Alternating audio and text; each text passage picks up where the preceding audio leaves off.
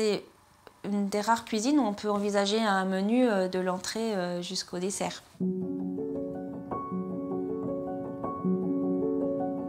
À partir du Moyen-Âge jusqu'en 1860, Nice a fait partie de ce royaume Piémont-Sardaigne. Et le pont qui a permis vraiment de traverser le Var a été érigé après le rattachement de Nice à la France en 1860.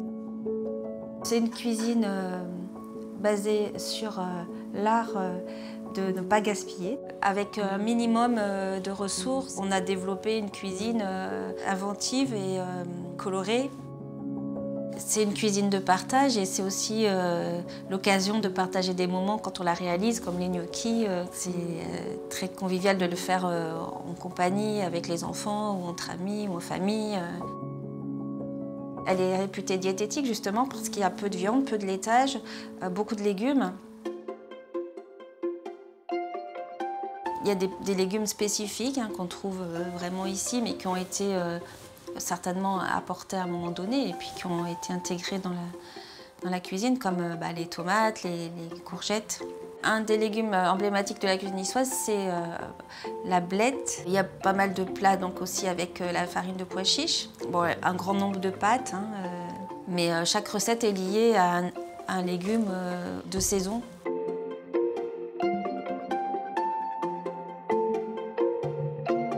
Pour la cuisine niçoise, en fait, les produits de la région sont vraiment l'essence des recettes. Donc on ne peut pas imaginer de réaliser les recettes niçoises sans les produits locaux. C'est une aberration.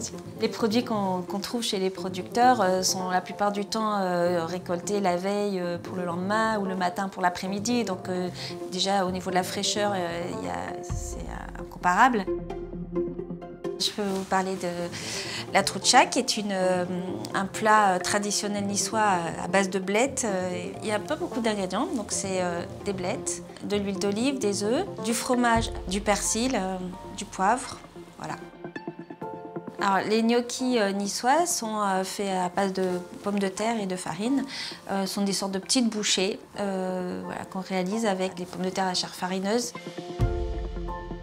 C'est aussi une façon de faire plaisir de cuisiner, c'est la convivialité, on offre quelque chose, voilà, c'est aussi de la générosité. Je pense qu'il est important d'acquérir les bases de la cuisine, bien les maîtriser, et puis après d'être très curieux et de s'aventurer un peu partout et de faire sa propre expérience. Et puis enfin s'approprier les recettes et les faire siennes.